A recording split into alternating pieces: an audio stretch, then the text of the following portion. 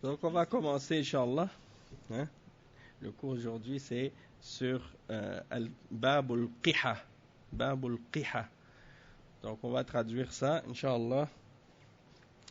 Inna alhamdulillah, nahmaduhu wa nasta'inuhu wa nastaghfiruh.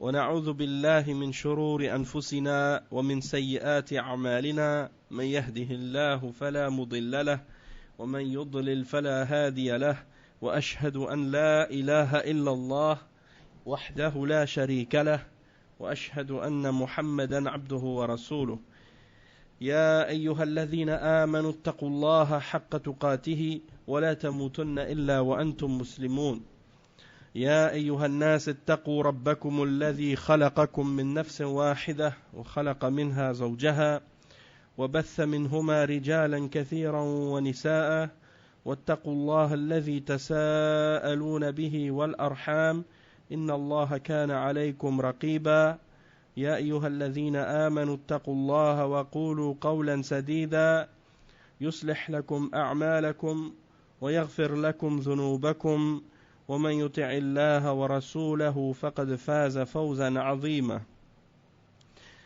أما بعد إن خير الكلام كلام الله وخير الهدي هدي محمد صلى الله عليه وسلم وإن شر الأمور محدثاتها وكل محدثة بدعة وكل بدعة ضلالة وكل ضلالة في النار أما بعد. Donc on va commencer aujourd'hui le cours numéro 36 dans l'explication de Kitab al-Kaba'ir de Cheikh Mohammed ibn Abdul Wahhab avec l'explication de Cheikh Salih al-Fawzan, et on est arrivé au chapitre qui s'intitule Bab al-Qiha, Bab al-Qiha. Et le Cheikh il a mentionné dans ce chapitre quelques hadiths, un verset et un hadith, et on va le lire ensemble. C'est pas un chapitre qui est long, hein? Donc on va le lire, on va lire l'explication, puis on va passer au chapitre suivant. Donc ça va être assez rapide, Inch'Allah. Donc, le Cheikh il dit Al-Qiha, on va l'expliquer, Inch'Allah, quand le Cheikh il va mentionner l'explication. Mais si tu veux, c'est le fait de manquer le fait de ne pas avoir de gêne. Al-Qiha, c'est le fait de ne pas avoir de gêne, pas avoir de pudeur. Non. Il dit وقول الله تعالى يستخفون من الناس ولا يستخفون من الله وهو معهم. Et le hadith وفي البخاري عن أبي مسعود عقبة ابن عامر رضي الله عنه قال قال رسول الله صلى الله عليه وسلم إن مما أدرك الناس من كلام النبوة الأولى إذا لم تستحي فاصنع ما شئت. Donc le premier, qu'est-ce qui est mentionné en premier, c'est le verset dans Surat An-Nisa, le verset 108 dans Surat An-Nisa, dans lequel Allah subhanahu wa ta'ala dit يستخفون من الناس ولا يستخفون من الله وهو معهم. C'est-à-dire ils cherchent à se cacher des hommes, mais ils ne cherchent pas à se cacher d'Allah alors qu'il est avec eux. Hein? Il les voit, hein? Il les entend. Donc ils se cachent des hommes, mais ils ne se cachent pas d'Allah subhanahu wa ta'ala. Dans le hadith qui est mentionné, qui est rapporté selon Al-Bukhari dans son Sahih, selon Abi Mas'ud Uqbat ibn Amir radiyallahu anhu, il dit que le messager d'Allah sallallahu alayhi wa sallam a dit: parmi les choses qui nous sont parmi les choses que les hommes ont reçu des paroles des premières prophéties, hein, parmi ce que les gens ont reçu des paroles des premières prophéties, il y a la parole qui dit: si tu n'as pas de gêne, fais ce que tu veux. Si tu n'as pas de honte, fais ce que tu veux. Hein? Et le cheikh donc il explique qu'est-ce que signifie le titre, puis le verset et le hadith. Il dit: قوله القحة هنا تعني قلة الحياء أما القح في الأصل فهو الشيء الخالص. يقال قح يعني خالص.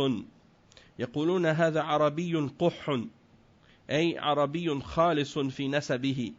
أما المراد هنا بقوله القحة فالأصل وقح، وهي كلمة يعني وقح هي كلمة تدل على صلابة في الشيء. فالحافر الصلب وقاح،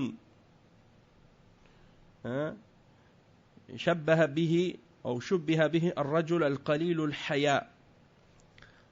فقيل وقح بين القحة والوقاحة، أي قل حياؤه واجترأ على اقتراف القبائح ولم يعبأ بها.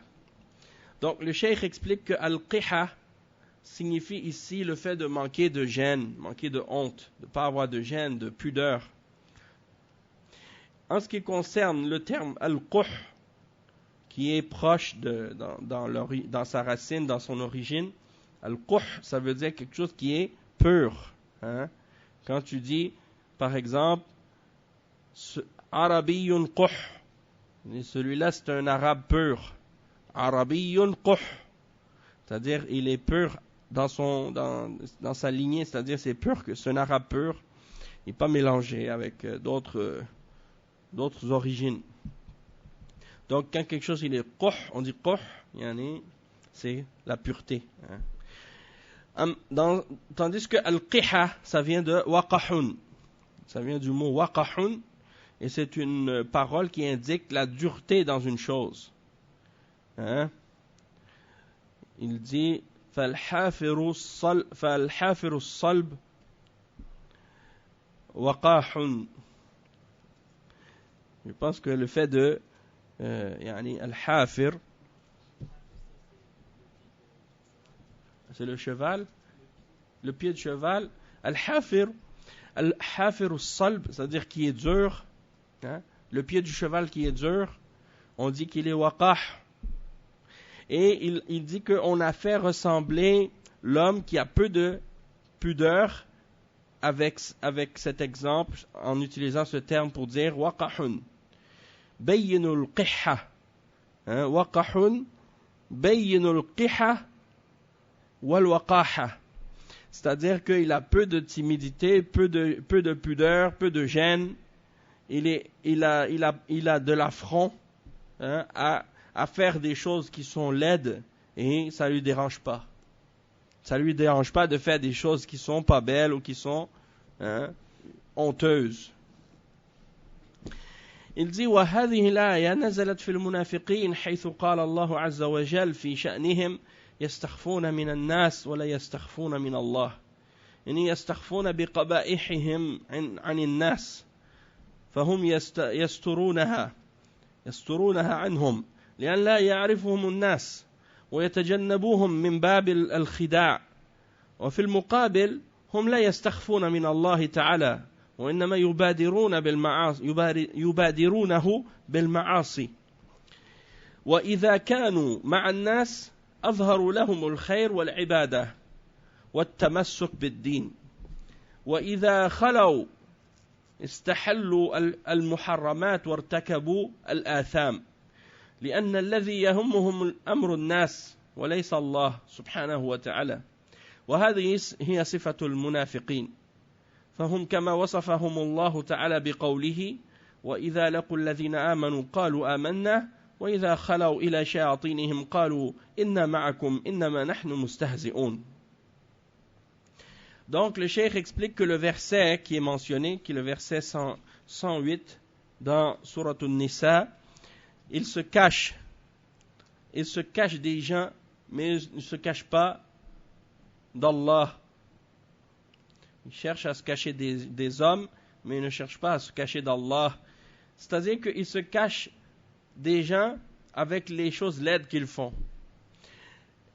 Et il cherche à se couvrir, à se cacher des hommes, pour pas que les hommes sachent qu'est-ce qu'ils font de mal et de laid.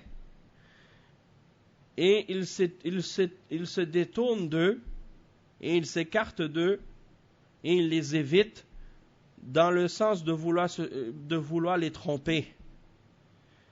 Mais par opposition à ça, ou bien d'un autre côté, ils ne se cachent pas d'Allah subhanahu wa ta'ala, ils n'ont pas honte d'Allah. Ils ont honte des gens, mais ils n'ont pas honte d'Allah subhanahu wa ta'ala quand ils font ces péchés-là. Alors que les hommes, les hommes ne les voient pas, mais ils oublient que Allah les voit à ce moment-là. Donc comment t'as pas peur t'as peur des hommes, que les hommes te voient, mais t'as pas peur que Allah te voit, alors que tu peux pas te cacher de lui à la base, puisqu'il te voit, peu importe que tu sois caché ou non.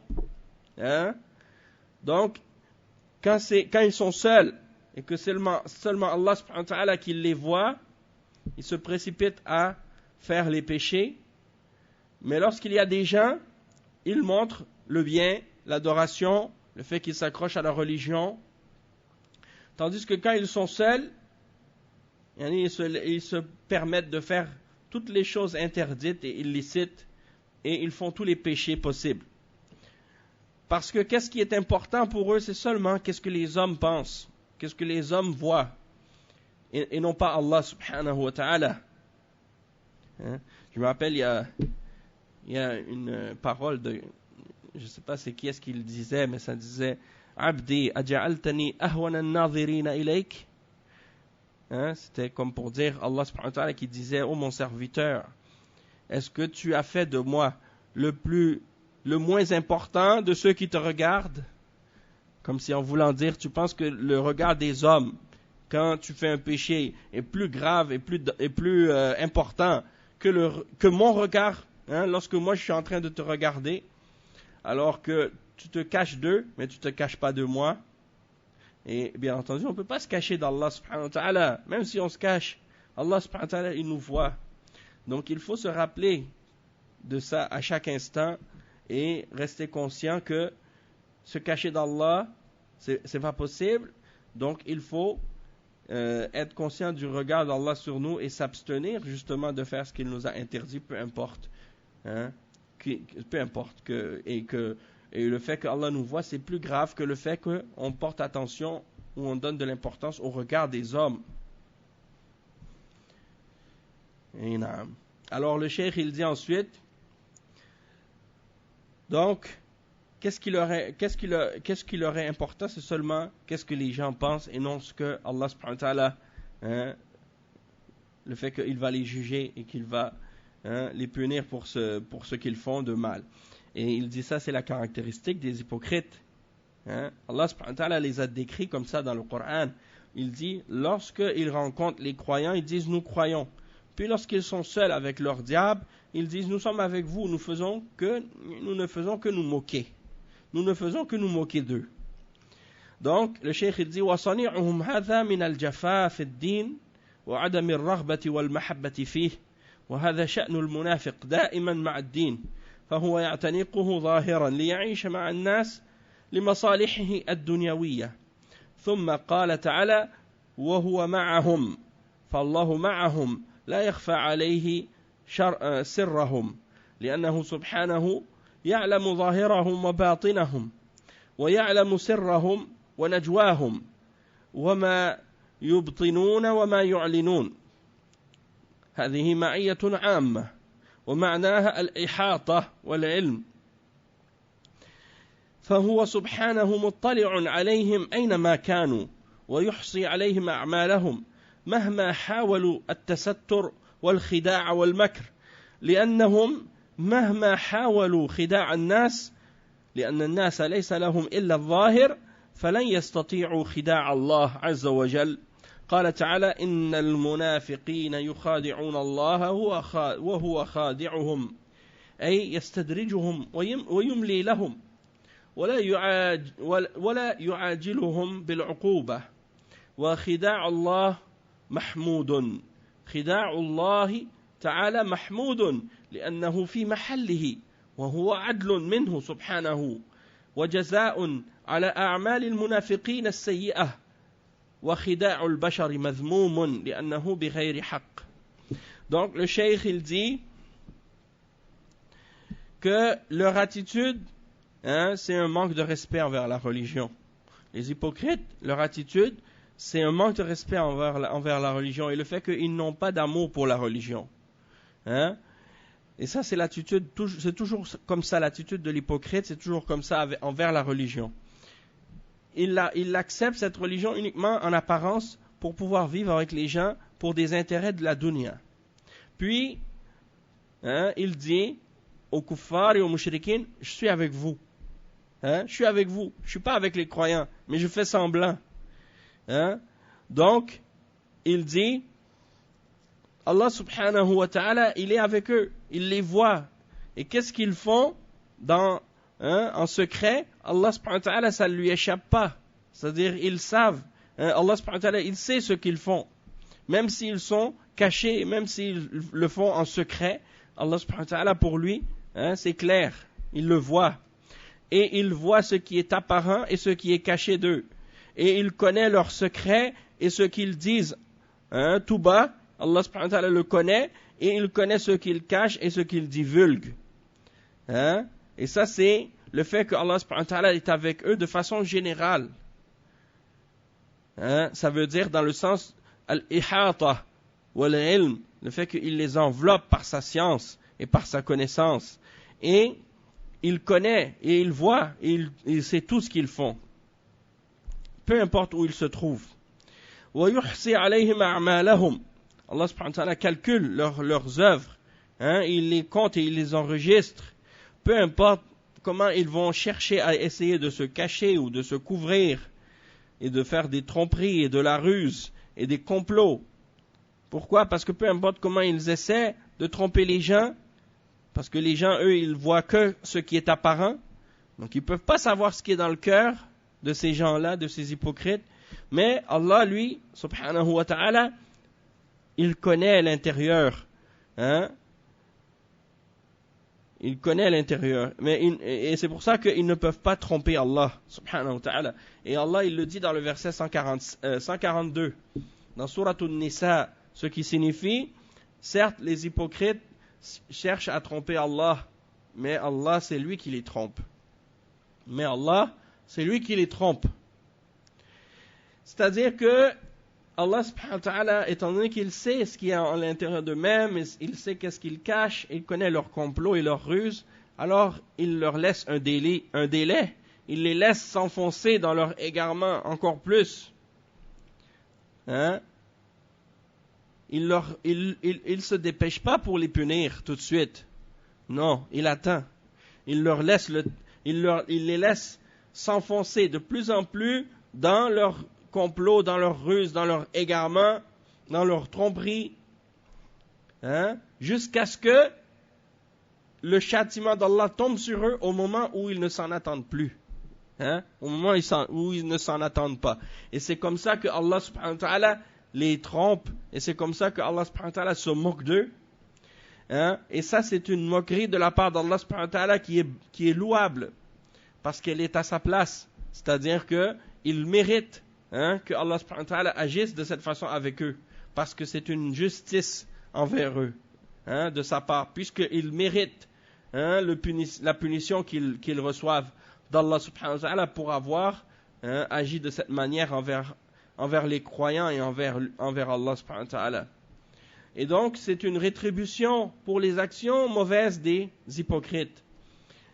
Tandis que la trahison ou la traîtrise de la part des hommes, c'est quelque chose qui est mauvais, blâmable, parce que c'est toujours fait par injustice. Il dit, قوله صلى الله عليه وسلم إن مما أدرك الناس من كلام النبوة الأولى أي مما بقي من حكمتهم على ألسنة الناس ولم ينسخ فيما نسخ من شرائعهم إذا لم تستحي فاصنع ما شئت. ظاهر هذا الكلام أن الذي لا يبالي بالذنب ولا يستحي من الناس ولا من الله يصنع ما يشاء من القبائح لأنه ليس عنده حياء يحجزه فمن فقد الحياء صنع ما شاء من القبائح وقوله فاصنع ما شئت فيه توبيخ شديد أو هو للتهديد أي افعل ما شئت فسوف ترى عاقبة ذلك الصنيع وهذا فيه أيضا ذم عدم الحياء.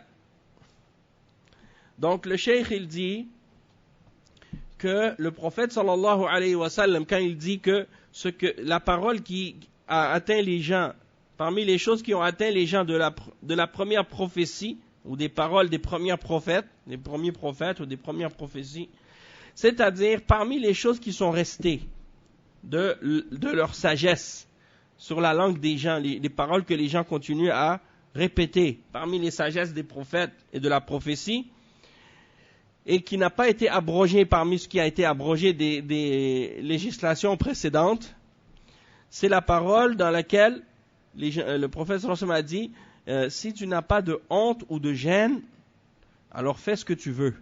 Si tu n'as pas de honte ou de gêne, fais ce que tu veux. Et il dit que le sens apparent de ce hadith, ça veut dire que celui que ça lui dérange pas de faire le péché, il n'a pas honte des gens, et il n'a pas honte d'Allah subhanahu wa ta'ala, alors qu'il fasse ce qu'il veut comme mauvaise action et comme action honteuse. Parce que il n'a pas de pudeur et de gêne qui l'empêche, et qui le bloque, ou qui l'arrête de faire ce qui est mauvais, et ce qui est laid, ce qui est honteux.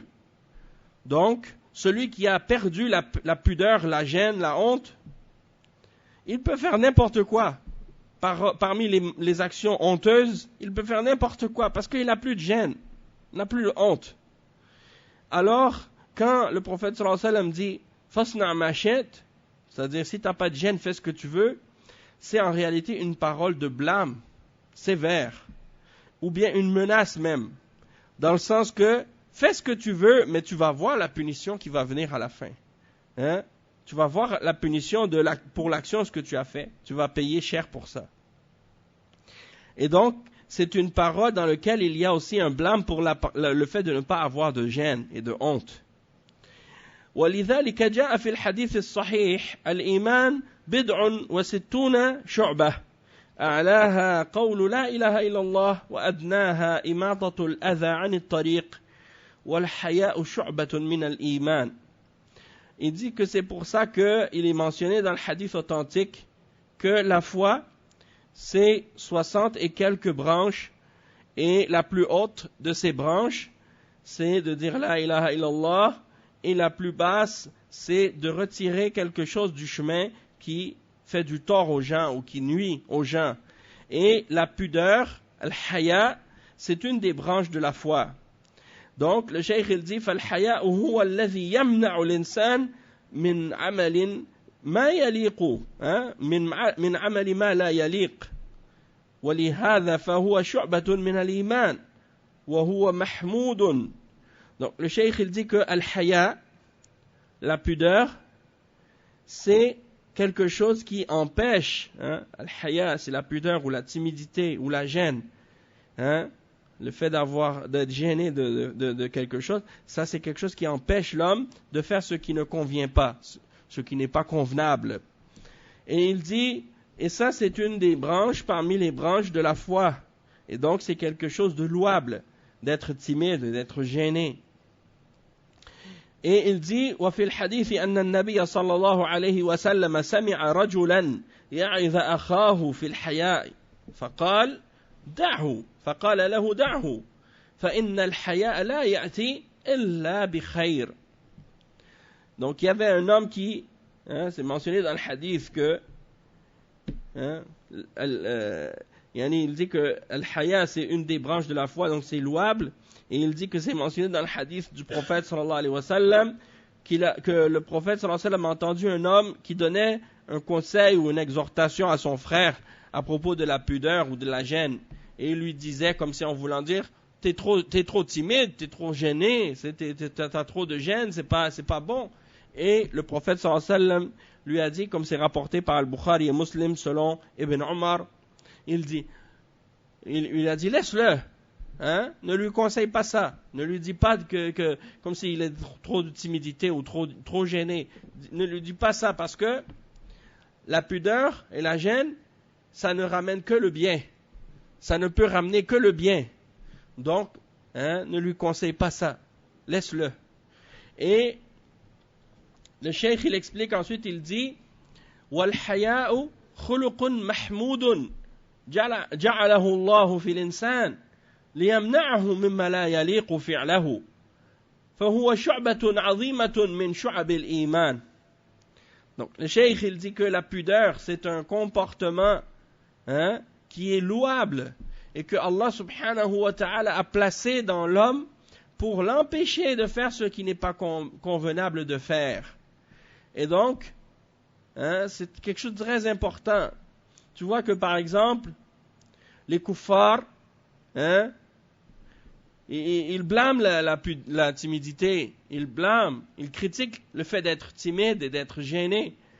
Et ils considèrent ça comme étant une maladie même.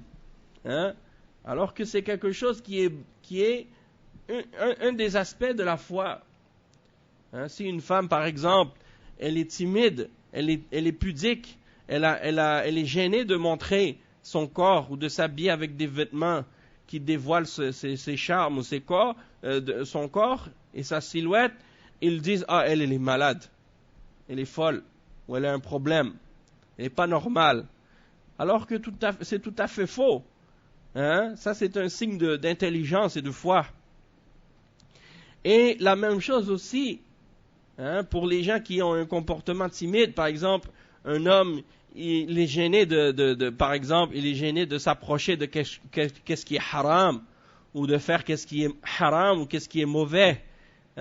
Alors les kuffars, ils vont dire, il est peureux, il a peur, ou il est timide, il est gêné, comme si c'était mauvais d'être gêné dans ce sens-là. Non, au contraire, ça c'est quelque chose de bien. Quand est-ce que c'est blâmable, ou quand est-ce que des fois les gens ils confondent? C'est lorsque c'est le temps de dire la vérité et de défendre haqq et de réfuter le faux et de combattre le batil, puis là que les gens ils ont peur de parler. Ils disent non, moi j'ai peur, je veux pas parler parce que là ça c'est pas de la pudeur, c'est pas de la gêne ça. Ça c'est de la peur, Ça c'est de la lâcheté. C'est pas la même chose. Et ça c'est pas louable, ça c'est blâmable. Aussi le fait d'être gêné dans des choses qui ont rapport avec l'apprentissage et la connaissance de l'islam. Donc la personne elle est gênée de poser des questions sur la religion. Et ça c'est pas bien non plus. Et le cheikh il donne des exemples de ça. Donc il dit وَالْحَيَاءُ خُلُقٌ. Donc on a lu ça, il dit وَهُوَ خُلُقٌ يكف الإنسان عن الرذائل والذنوب والمعاصي والسخافات. Donc le fait d'être timide, d'être pudique, d'être gêné, c'est un comportement qui empêche le musulman ou empêche l'homme de faire des choses qui sont basses, qui sont laides, parmi les péchés et les désobéissances d'Allah et les choses qui sont rabaissantes et humiliantes. وإذا فقد الإنسان هذا الخلق فإنه لا يبالي أن يصنع ما يشاء وهذا واقع ونراه في مجتمعاتنا فبعضهم من قلة حياته لا يبالي بما يفعل من المعاصي والقبائح والرذائل حتى الفواحش أو التكلم بالكلام القبيح كما يفعله بعض الصحفيين من الكلام في الأحكام الشرعية وتنقص العلماء وهو لا يفهم من الدين شيئا. Donc il dit que lorsque quelqu'un a perdu ce comportement dans son cœur, la pudeur, la timidité, alors ça lui dérange plus par la suite. Qu'est-ce qu'il fait? Il fait n'importe quoi, il fait tout ce qu'il veut. Et même vous allez voir par exemple chez des gens, par exemple quand ils sont surtout chez les kuffars, si quelqu'un par exemple il est timide, par son comportement, il a ce comportement-là en lui, qui est une bonne qualité, alors ses amis vont lui dire, que ce soit un homme ou une femme, ils vont lui dire, ah, t'es trop timide, il faut que tu bois un peu d'alcool, bois un peu d'alcool, comme ça tu vas plus être timide, tu vas être, comme si tu vas être moins gêné. Les koufars ici au Québec, ils vont dire, tu vas te déniaiser, tu vois. Ça, c'est une expression qu'ils ont, Allah al-Musta'an. Donc, pour dire que la personne, elle va oser faire des choses laides, des choses honteuses, que si elle est pas ivre, si elle a toute sa conscience, elle va être gênée de les faire. Mais quand elle boit de l'alcool, elle perd cette gêne. Donc, elle va oser faire des choses qui sont laides, qui sont honteuses, qu'en temps normal, elle ne ferait pas. Et c'est un des méfaits de l'alcool, c'est ça. Un des méfaits de l'alcool, c'est que ça ouvre la porte à transgresser les règles de la morale, de la pudeur et du respect, et qui fait que la personne elle a plus de conscience par la suite et elle distingue plus entre ce qui est laid, ce qui est bon, entre ce qui est mauvais et honteux, et donc elle va se permettre de faire n'importe quoi. Et le cheikh il dit, tu le vois même dans nos sociétés. Il dit, tu le vois même dans nos sociétés de la part de certaines personnes qui ont peu de pudeur et qu'ils n'ont aucun intérêt de ce qu'ils font comme péché ou comme action honteuse ou comme bassesse. Et donc, tu vas même les voir faire des turpitudes et parler avec des paroles honteuses, comme le font par exemple certains journalistes lorsqu'ils parlent au sujet des règles de l'islam et de la charia et qui dénigrent les ulama. Et il ne connaît rien, il ne comprend rien à la religion. Puis tu le vois en train de critiquer et parler de l'islam, comme avec des paroles sans aucune honte, sans aucune gêne, aucun respect. Donc le cheikh il dit, وفي الحديث الحث على التخلق بخلق الحياء وهذا النوع من الحياء هو الحياء المحمود أما الحياء الذي يمنع صاحبه من التعلم والسؤال أهل العلم فيسمى خجلا وليس حياء وهو مذموم. فالمسلم لا ينبغي له أن يخجل من سؤال ما أشكل عليه فإن منعه الخجل فهو قصور ونقص في حقه وهذا هو المتبادر من معنى الحديث. أما بعض العلماء ففسره تفسيرا آخر فقال إذا كان الذي تفعله لا يستحيا منه فافعله أما إذا كان مما يستحيا منه فاتركه وهو لا يختلف تقريبا عن المعنى الأول. Donc le cheikh il a dit que le hadith il encourage donc d'adopter ce comportement qui est le comportement de la timidité, de la pudeur, et que cette forme de pudeur, c'est qu'est-ce qui est la timidité et la pudeur, c'est la timidité et la gêne, la pudeur qui est louable. En ce qui concerne la pudeur ou la gêne ou la timidité qui empêche la personne d'apprendre ou de poser des questions aux savants de l'islam, ça c'est pas de la pudeur et de la gêne ou de la timidité en réalité, mais il dit c'est plutôt de la peur. C'est de la peur qu'on appelle en arabe khajal. C'est-à-dire c'est comme si la personne elle a peur de quelque chose qui est illusoire. Il n'y a aucune raison d'avoir peur de cette chose-là. Il n'y a aucune raison d'avoir peur ou de craindre de ça, mais la personne elle s'imagine qu'il y a quelque chose là-dedans. Donc ça c'est quelque chose qui est blâmable. C'est pas de la gêne ou de la timidité qui est blâmable. Le musulman il doit être courageux. Il ne doit pas se laisser empêcher de faire le bien parce qu'il a peur ou parce qu'il manque de courage de faire les choses. Le musulman, donc, il doit ne pas être peureux de poser des questions sur les choses dans lesquelles il a des difficultés à comprendre. Parce qu'il y a des gens, par exemple, il y a des gens qui ont peur de poser des questions sur la religion parce que ils sont gênés de montrer soit leur ignorance, ou bien c'est des questions qui les embarrassent un peu parce que c'est des questions sur des sujets peut-être intimes ou des choses comme ça. Donc, à l'époque du prophète sallallahu alayhi wa sallam, par exemple, les femmes, elles posaient des questions au sujet des menstruations, au sujet du sang des femmes, comment elles doivent se purifier pour ces choses-là. Et c'était des choses parfois embarrassantes pour elles de demander ça au messager d'Allah sallallahu alayhi wa sallam. Mais Aïcha radiyallahu anha, elle a fait l'éloge des Ansar, des femmes des Ansar, et elle leur a dit que ces femmes-là, leur gêne ne les empêche pas d'apprendre leur religion. Donc elle les a glorifiées pour ça. Elle a dit, ça c'est bien, qu'est-ce qu'elles font? Parce qu'elles sont des femmes pudiques, des femmes timides, des femmes qui sont gênées, parce qu'elles ont la foi, mais en même temps, quand c'est le temps de poser des questions sur la religion, même si c'est des choses qui sont parfois un peu embarrassantes, mais ça les empêche pas de faire l'effort pour apprendre leur religion, de poser ces questions-là. D'accord? Ensuite, des fois, par exemple, quelqu'un il va poser des questions sur des choses qui sont un peu embarrassantes dans le sens que c'est des choses qui sont un peu, disons, sensibles, comme par exemple les questions sur les rapports entre l'homme et sa femme ou des choses comme ça.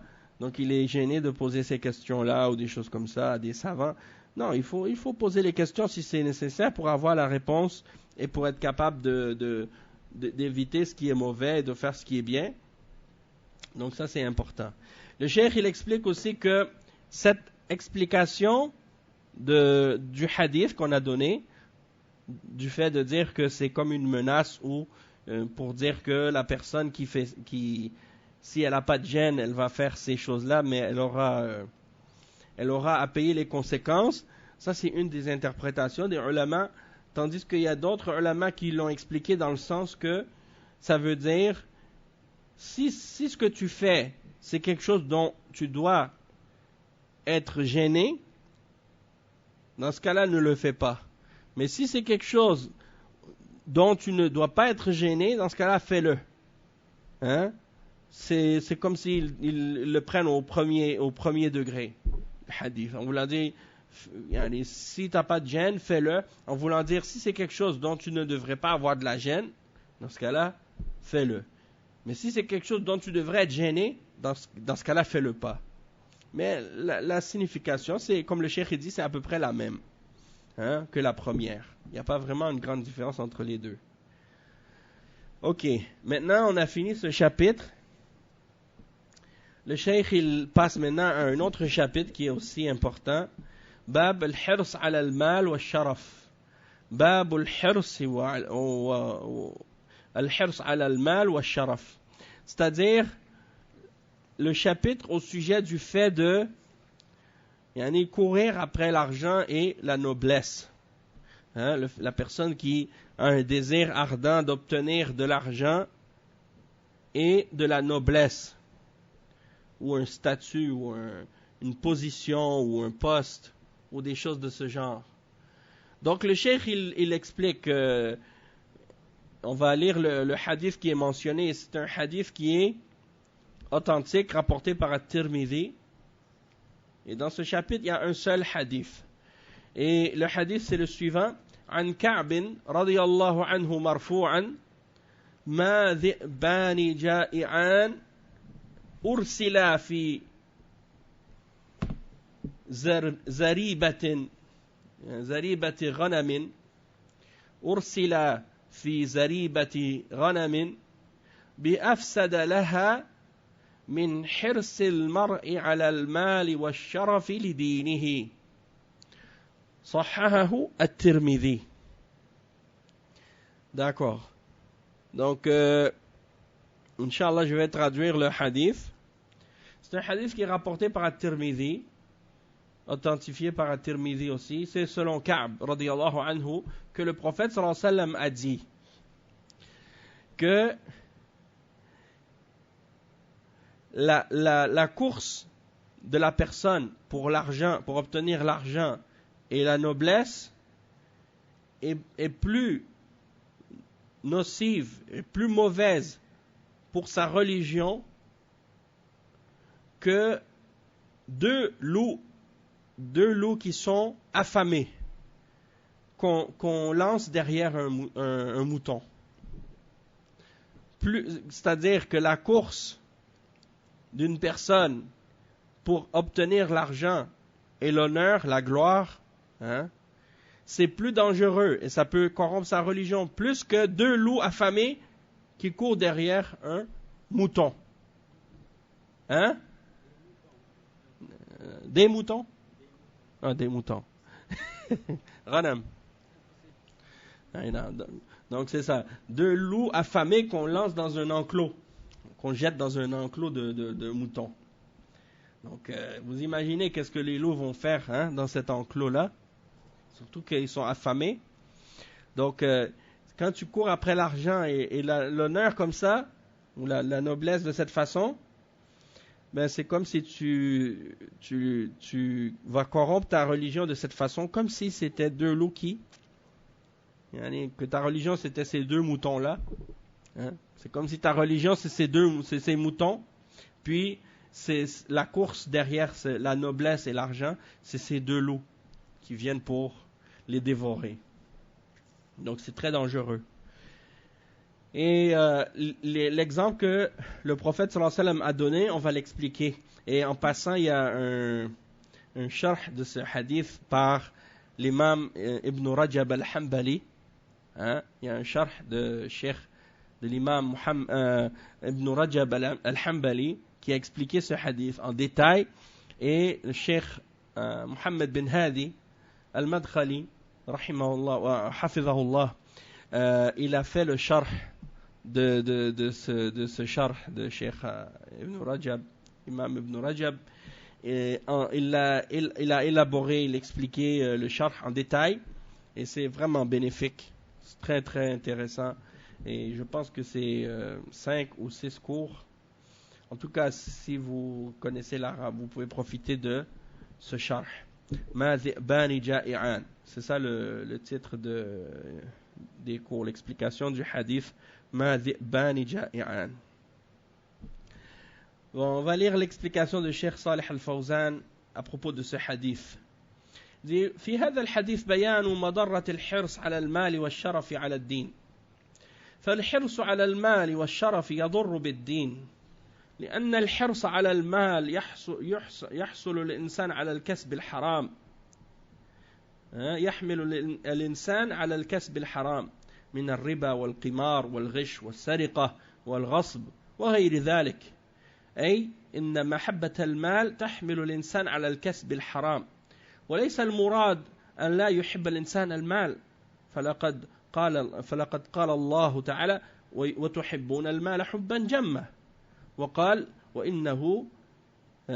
وإنه لحب الخير لشديد، والخير هو المال، وإنما المقصود حب المال الذي يحمل الإنسان على المكاسب المحرمة، فهذا هو الحرام.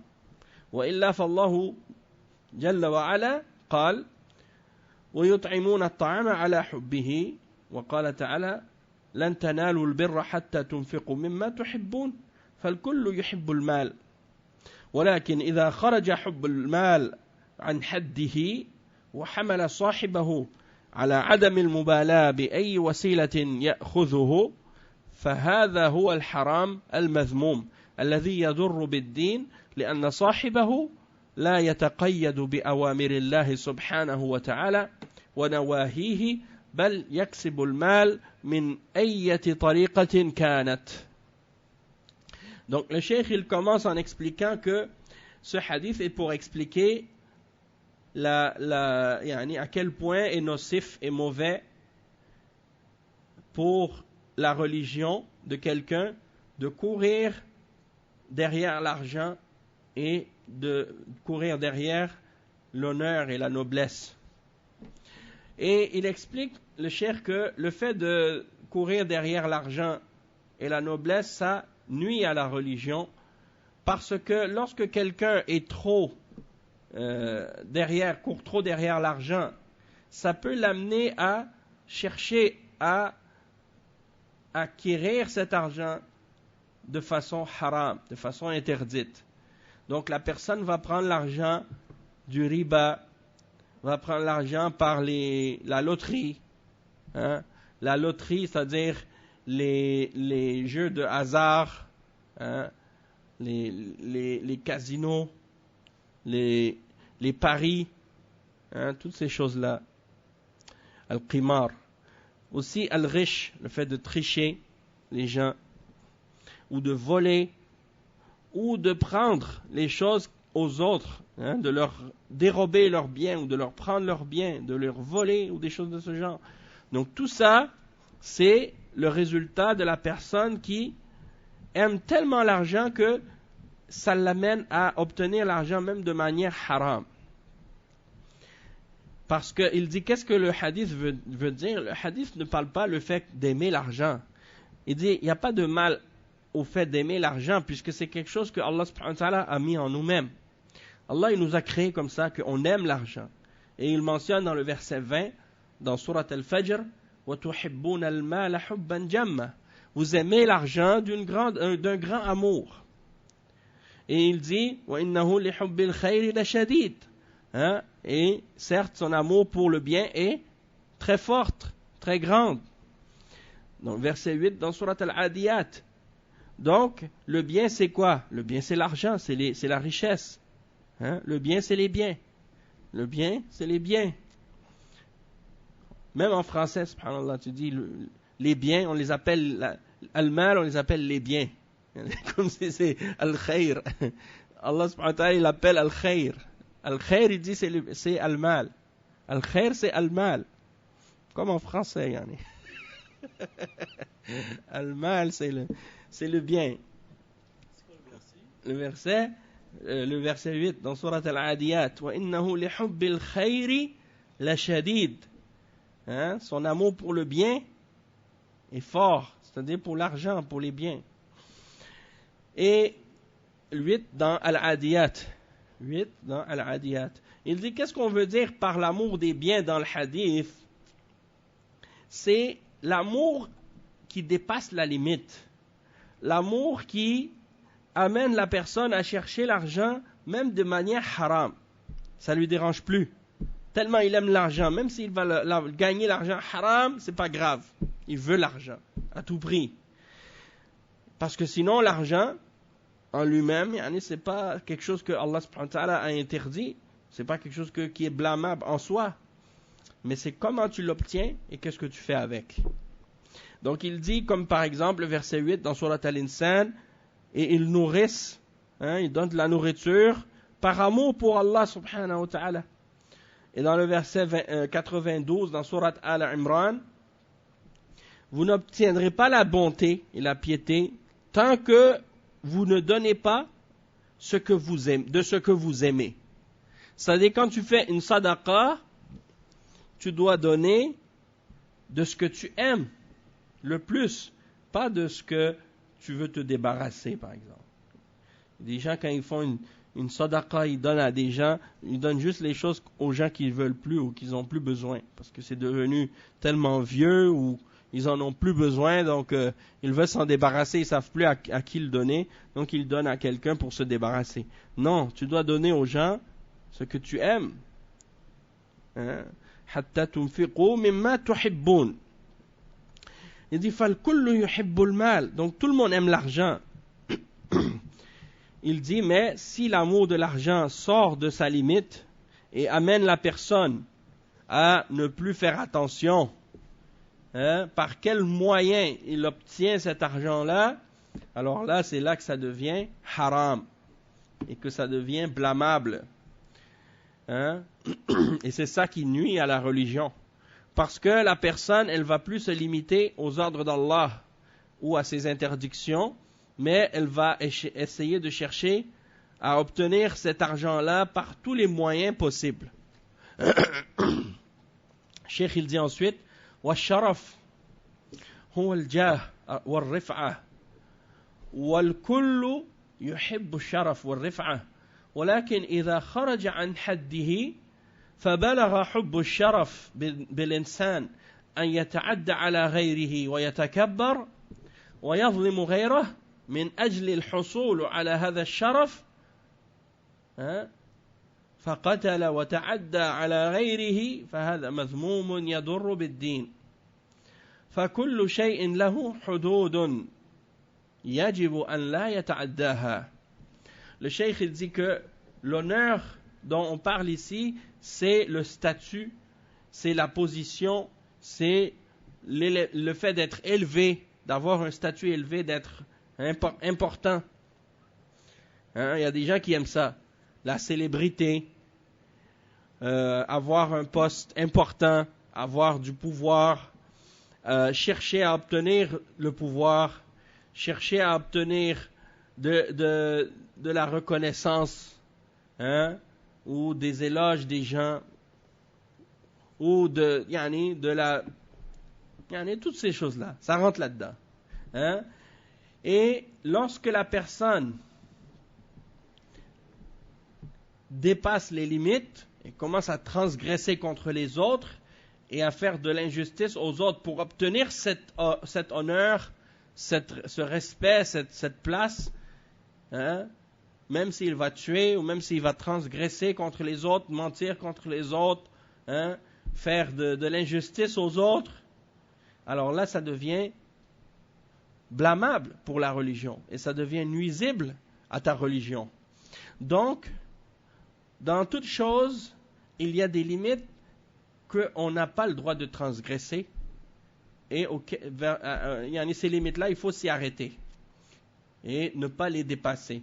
Il dit le cheikh وفي حديث كعب في حديث كعب هذا مثال ضربه النبي صلى الله عليه وسلم على خطر الحرص على المال وعلى الشرف حيث شبه الرجل الحريص على جمع المال وتحصيل الشرف والجاه بالذئبين الجائعين اللذين وجدا غنما في زريبة أي حظيرة فإذا أتى عليها الذئبان الجائعان فتك بهذه المجموعة من الغنم فشبه حب المال والحرص على الشرف بذئبين دخل على زريبة غنم وإذا اجتمع في الإنسان حب المال وحب الشرف اجتمع فيه ذئبان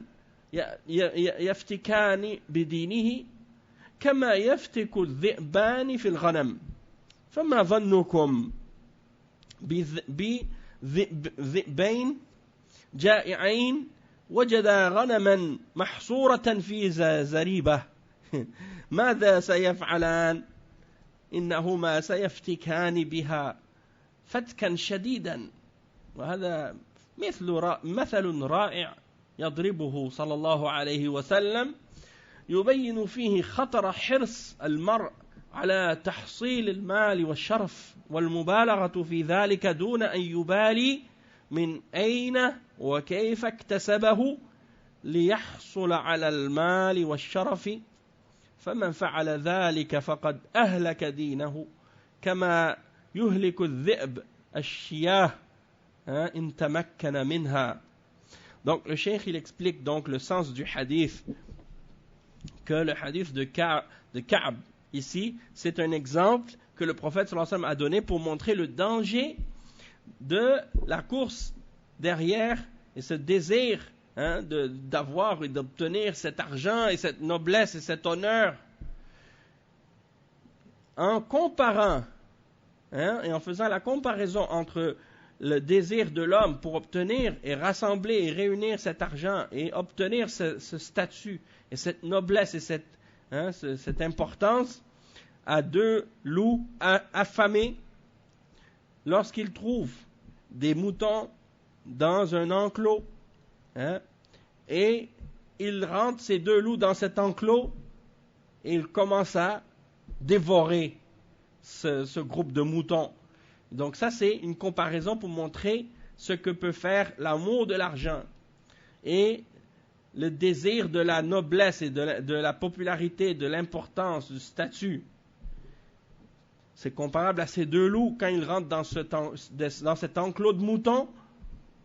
Et lorsqu'ils sont réunis, ces deux choses, cet amour de l'argent et cet amour de la noblesse et du statut, c'est réuni dans l'homme, c'est comme si deux loups affamés s'étaient réunis pour attaquer sa religion.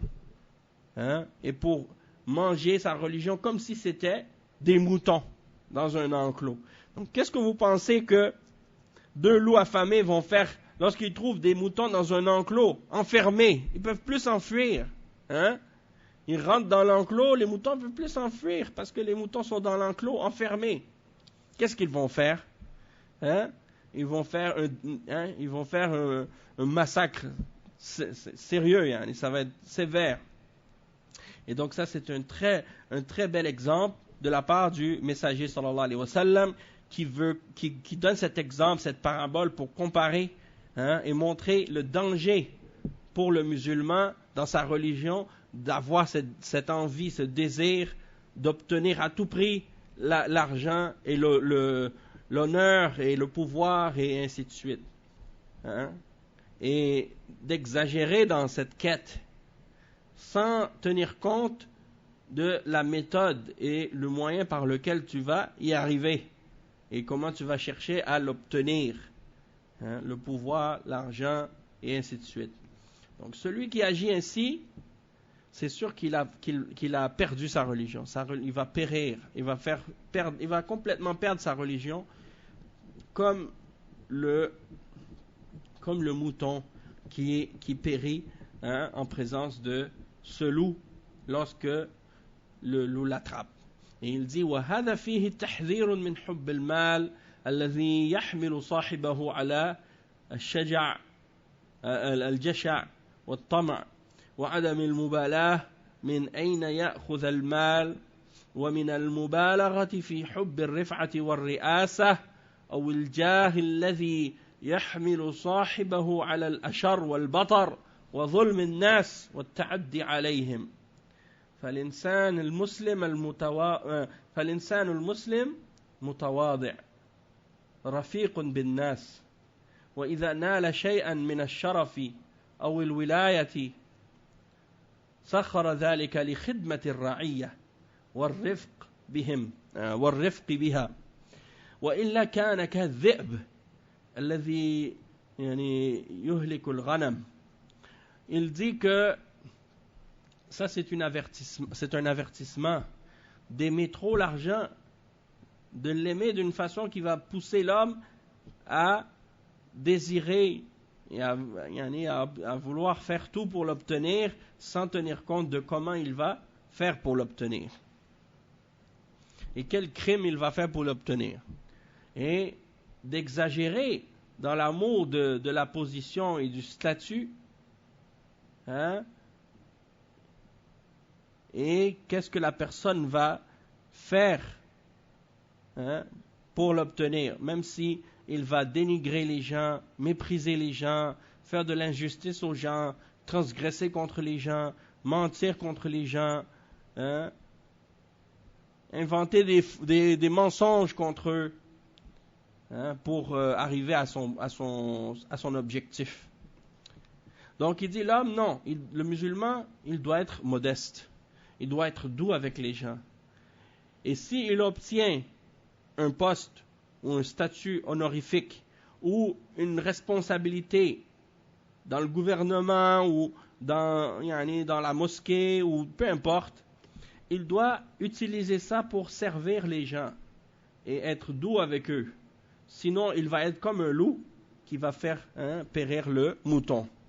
Il dit ثم إن المغالاة في حب المال قد يحمل الإنسان على تحصيله بأية وسيلة دون تفريق بين حلال وحرام والحقيقة أن هذا واقع أكثر الناس اليوم حيث يسعون إلى تحصيل المال وتكثيره دون ما نظر إلى الأحكام الشرعية في البيوع وغيرها ولربما يقعون في الربا أو يتعاملون في الرشوة والتدليس والغش واستخدام الطرق الملتوية التي لو أدى ذلك إلى أكل حقوق الناس بالباطل ثم الطامة الكبرى ثم الطامة الكبرى أنك إذا بينت الحكم الشرعي قالوا لك كل الناس يفعلون هذا وأنت متشدد ونحو ذلك. Donc le cheikh il dit l'exagération dans l'amour de l'argent, ça peut amener les gens à chercher à obtenir par tous les moyens l'argent sans distinguer entre ce qui est halal et ce qui est haram. Et la réalité de ça, c'est qu'est-ce qui se passe chez la plupart des gens aujourd'hui. Puisqu'ils font des efforts pour obtenir de l'argent et augmenter leur argent sans regarder les règles de la charia au sujet des règles du commerce, et des règles de comment faire du commerce dans l'islam. Et donc, il dit le cheikh que peut-être ils vont même faire du riba, des intérêts, ou ils vont faire du rishwa. Rishwa, ça veut dire des pots de vin. Ils donnent des pots de vin, de l'argent en dessous de la table, comme on dit. Je te donne une petite enveloppe brune en dessous de la table. Comme ça, tu fermes les yeux, tu me laisses faire qu'est-ce que je veux. Personne ne va savoir. Ça ne va pas être écrit dans les livres. Tu vas au bureau des affaires du gouvernement ou quoi, l'employé là-bas, qui est un employé de la fonction publique ou quoi, lui, il te dit non mais il faut faire ça. Toi tu viens, tu lui dis tiens je te donne ça entre toi et moi, puis tu fais aller les affaires vite, comme ça va aller plus vite. Ça c'est haram. Ou bien il y en a, des fois c'est pas eux qui offrent, c'est les employés là-bas qui commencent à insinuer ou dire indirectement, écoute, tu veux que ça aille plus vite, il faut graisser la pâte, comme on dit. Ça c'est une expression. Donc ils veulent demander de l'argent pour quelque chose qui est gratuit, mais il prétend que c'est pour aller plus vite parce que lui il veut profiter de son poste et de son statut pour augmenter sa richesse. Ça c'est haram. Rishwa, tadlis, c'est-à-dire tu déformes la réalité, tu falsifies les informations. Wal rish, tu triches les gens, tu mens aux gens dans le commerce. Tu leur dis oui, ça c'est des fruits, ils sont frais et tout, ils sont nouveaux. Alors que ça fait longtemps que tu les as. Ou bien cette viande, ah oui, elle est fraîche cette viande, elle vient d'arriver. Il a bourré la viande de colorant. Ça fait 2 semaines qu'elle est là. Elle est toute devenue noire. Mais ils mettent la couleur rouge dessus. Toi, tu la vois, tu dis, ça c'est la belle viande. On dirait qu'elle est fraîche. Alors qu'elle est vraiment, pour de vrai, là, elle est presque finie, là. Et toi, tu dis, ça c'est la belle viande. Ça c'est le riche. Ça c'est, tu triches les clients, là. Donc, toutes ces choses-là, le cheikh dit, tout ça c'est des moyens qui sont sales, que les gens emploient, qui peut même amener à manger les droits des gens injustement. Et pire que ça encore, la grande catastrophe après, que lorsque tu expliques aux gens par la suite le verdict de la charia là-dessus, eux, ils te disent, mais tout le monde fait ça. Toi, t'es dur, toi. Pourquoi t'es dur? Alors que ça, c'est le verdict de l'islam. Allah al-Musta'an. Donc, le cheikh, il explique, c'est ça. Les gens, tu leur dis le verdict, qu'est-ce que la charia a dit à propos de ça avec les preuves? Eux commencent à dire, mais tout le monde fait ça. Mais même si tout le monde fait ça, est-ce que, parce que tout le monde le fait, toi tu veux le faire? Il ne faut pas regarder qu'est-ce que les gens font ou le nombre. Il faut regarder toi devant Allah, parce que quand tu vas arriver devant Allah au jugement dernier, il n'y aura personne avec toi. C'est toi avec tes œuvres. C'est tout.